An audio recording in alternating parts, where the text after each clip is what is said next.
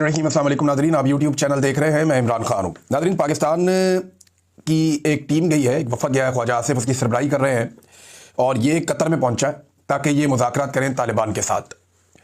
अब तालिबान के साथ मुज़ाकरात किए जाएंगे। तालिबान गवर्नमेंट जो वो वहाँ पे अफ़गान हुकूमत है इस वक्त, क्योंकि तालिबान के कंट्रोल में है वो, तो अफ़गान तालिबान का वफद पहुँच गया कतर में और फिर पाकिस्तानी वफद भी पहुँच गया कतर में और ख्वाजा आसिफ उस वफद को लेकर गए। अब कतर सालसी करेगा या जो दूसरे ममालिक हैं वो सालसी करेंगे पाकिस्तान और अफगानिस्तान के बीच में जो तनाज़ा पैदा हो गया उसको हल करने के लिए। अंदाज़ा कीजिए, अभी चंद साल पहले की बात है कि जब अमेरिका को तालिबान से बात करनी थी तो पाकिस्तान ने सहूलतकारी फराम की थी, क्योंकि पाकिस्तान के ताल्लुकात अशरफ गनी हुकूमत से या हामिद करज़ई हुकूमत से अच्छे नहीं थे। तो पाकिस्तान ने सपोर्ट किया हुआ था तालिबान को और पाकिस्तान को लगता था कि ये इक़्तिदार में आएंगे। पाकिस्तान ने बड़ा सेलिब्रेट भी किया था इस बात को। उस दौर के जर्नैल बड़े खुश थे। नूर वली महसूद को आपको याद होगा कि अभी ख्वाजा आसिफ ने यह क्लेम भी किया कि जनरल फैद हमीद ने एक बुलेट प्रूफ गाड़ी तोहफे में भी दी थी। अब अपनी जेब से तो नहीं दी होगी ना, इदारे की पॉलिसी होती है, जनरल बाजवा से पूछे बगैर तो दे नहीं सकता। तो ये सारे रल के ताशे बजा रहे थे, खुशियां मना रहे थे कि हमारे तो बड़े अच्छे ताल्लुकात वाले लोग आ गए।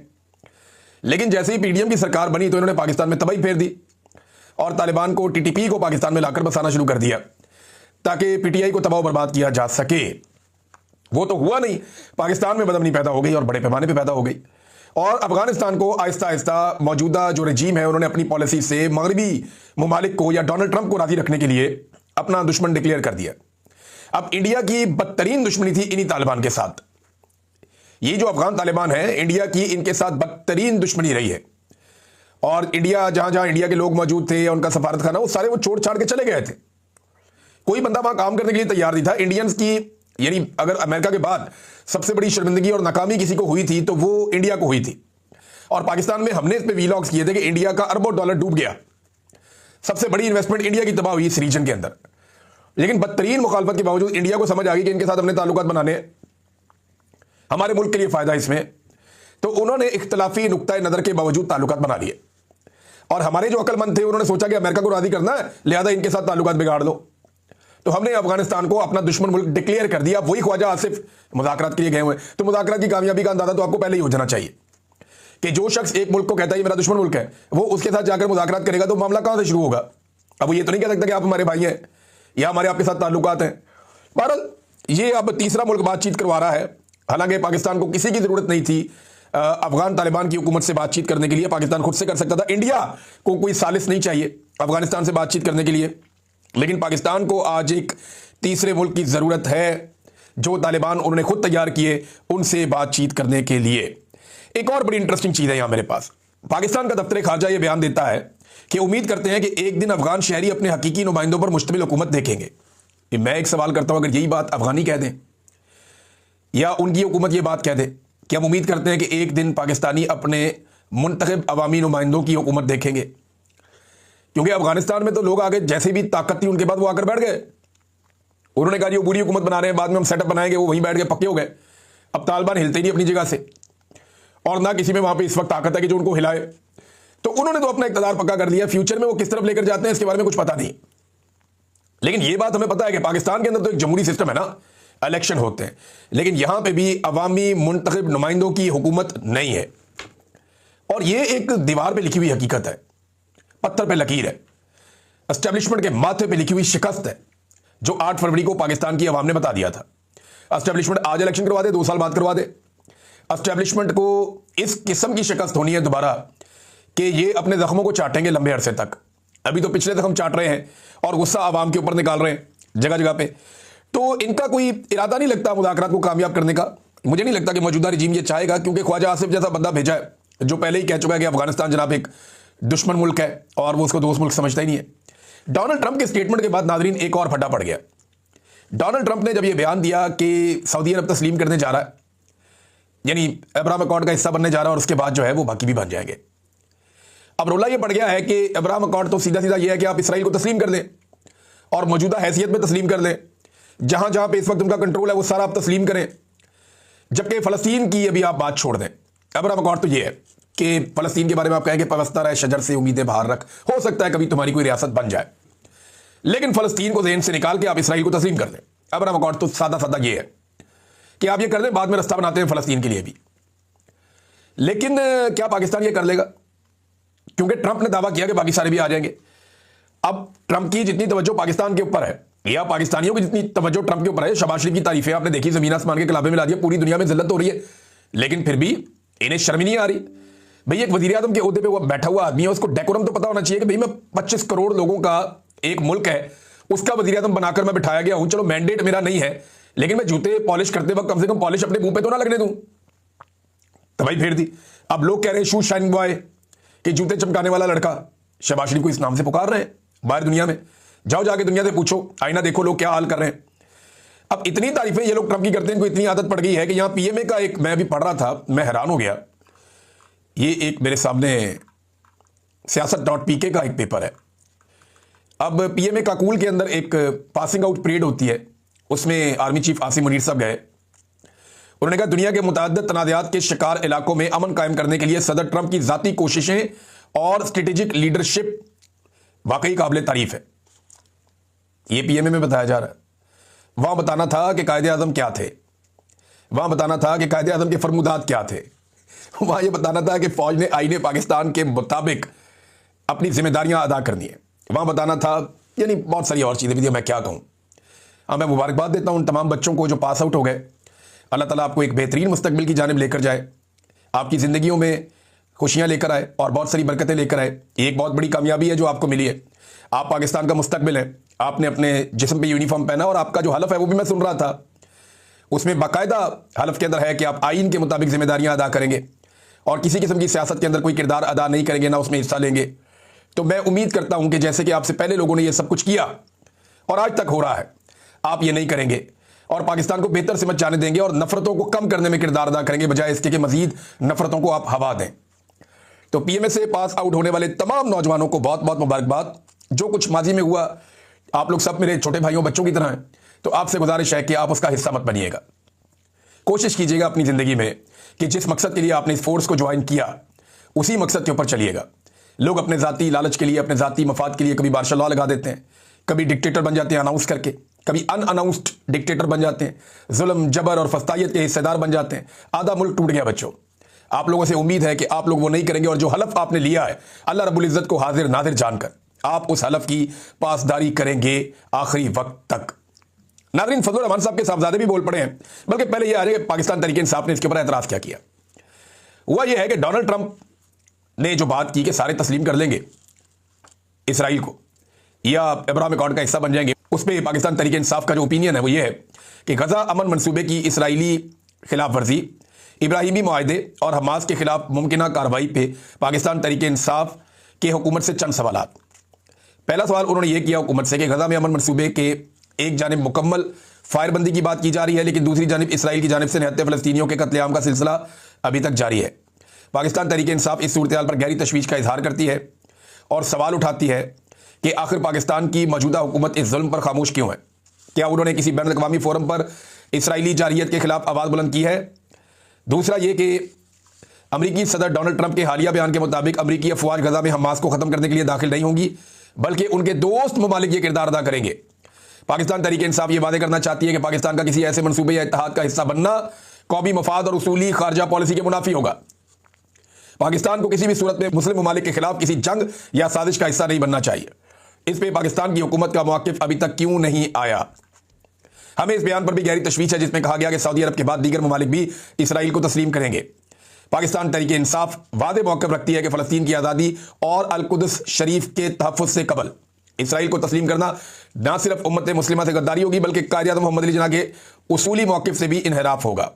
हुकूमत पाकिस्तान इससे मुताल्लिक़ अपना वादे मौक़िफ़ अवाम के सामने रखेंगे। यहाँ डंडी मारी है थोड़ी तहरीक इंसाफ के लोगों ने जो भी मौजूद है।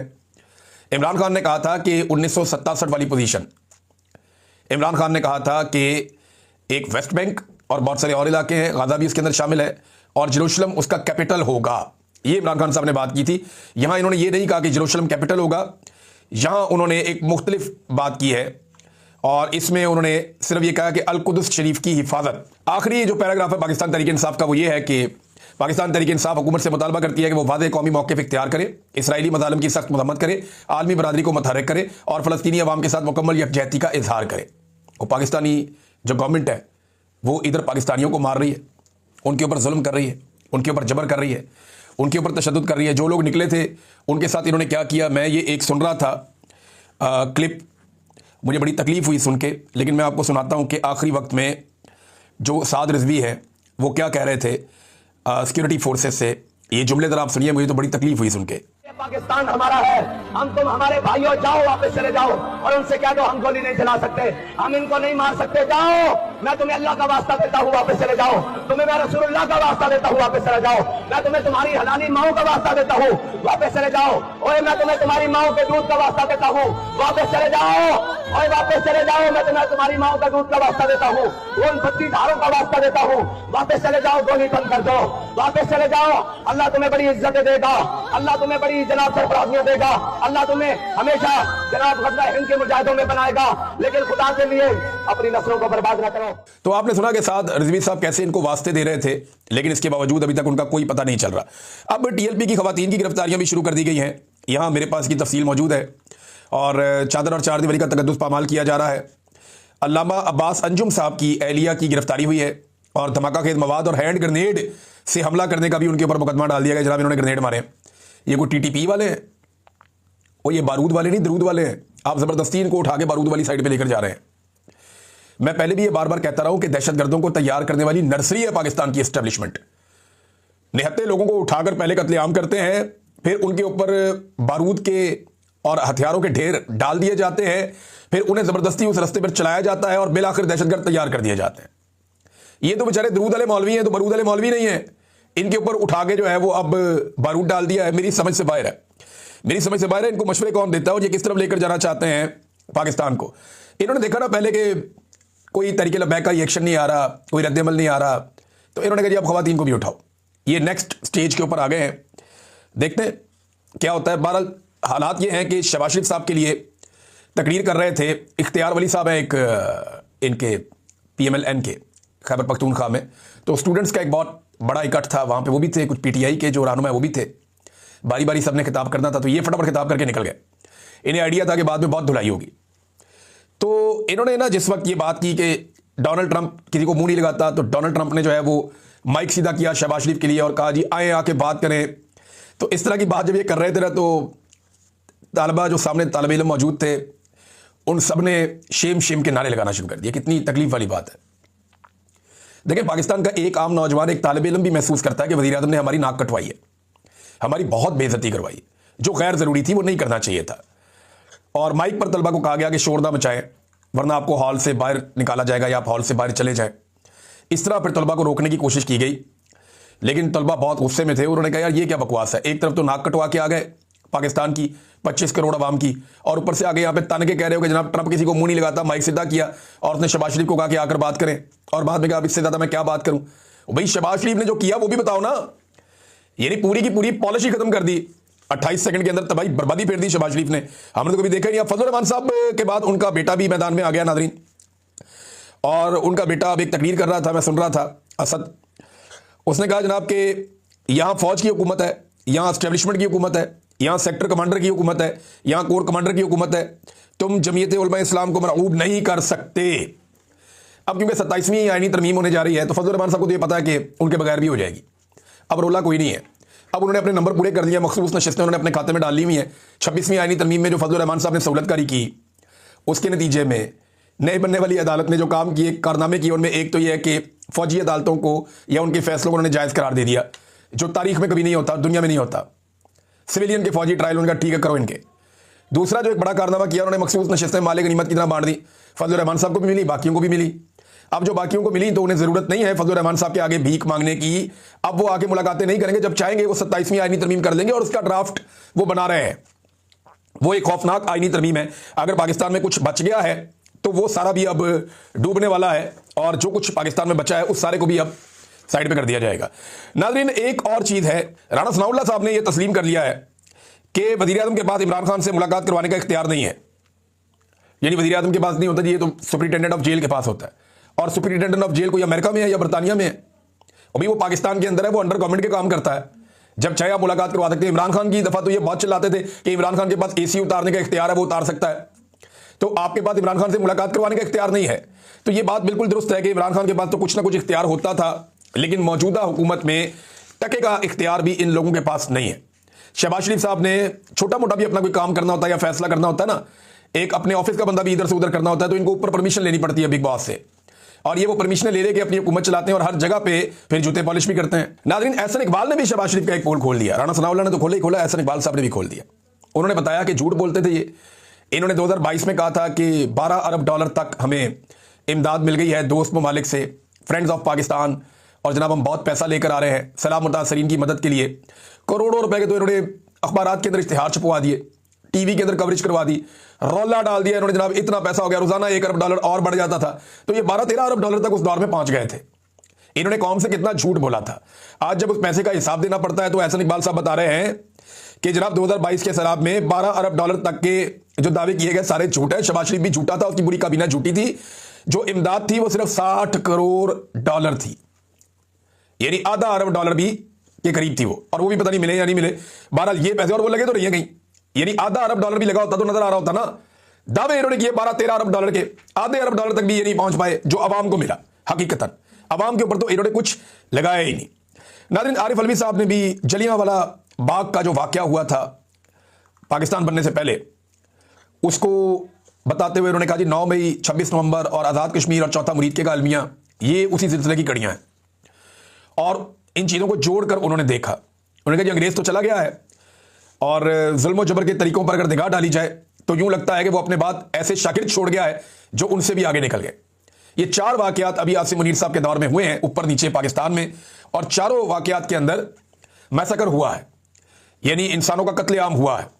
बड़ी लंबी ट्वीट है आरिफ अलवी साहब की, आप इसे पढ़ेंगे तो आपको बहुत कुछ समझने का और सीखने का मौका मिलेगा, लेकिन एक्चुअल जो उसकी बुनियाद है वो यही है जो मैंने आपके सामने रख दी है। असद उमर साहब नाज़रीन अब हल्के हल्के मैदान में आ रहे हैं और उन्होंने हुकूमत के खिलाफ ट्वीट्स करना शुरू कर दिए हैं। ऐसा लगता है जो पहले शायद उन पर सख्ती थी वो अब नहीं है। तो असद उमर साहब ने एक बड़ी इंटरेस्टिंग ट्वीट की। उन्होंने कहा मीडिया रिपोर्ट्स के मुताबिक हुकूमत IMF टीम को पाकिस्तान आने से रोक रही है। IMF की टीम पाकिस्तान आना चाहती है, हुकूमत से रोक रही है। वो टीम 30 अरब डॉलर तक के तजारती डाटा के फर्क की तहकीकात करना चाहती है, लेकिन हुकूमत नहीं आने दे रही। अब ये मुज़ाहमत क्यों है, किस बात के सामने आने का खदशा है? एक आज़ादाना तहकीकात किसकी चोरी को बेनकाब करेगी? ये पाकिस्तान के अंदर इन्होंने नाज़रीन हालात पैदा कर दिए, बेड़ा गर्क कर दिया इन्होंने इकोनॉमी का। और जिनके घरों पे छापे मारते हैं ना, यानी एक एक्टिविस्ट है, मैं देख रहा था, अदनान उसका नाम है, सरदार अदनान गुजरावाला से, उसके घर पे छापा मारा कि इसको पकड़ के लाना है। और बाद में उसके घर की मैंने वीडियो देखी, कमोड तक तोड़ दिया, बेसन तोड़ दिया, सिंक तोड़ दिए, टेबलें कुर्सियां तोड़ दी, मोटरसाइकिल खड़ा वो तोड़ दिया, अलमारियां तोड़ दी, घर के शीशे तोड़ दिए, टीवी तोड़। भाई ये किस तरह का छापा है? भाई ये किस तरह का छापा है? आप बंदा ढूंढने आए हैं या तबाही फेरने आए हैं? कोई याजूज माजूज आ गए वहां पे?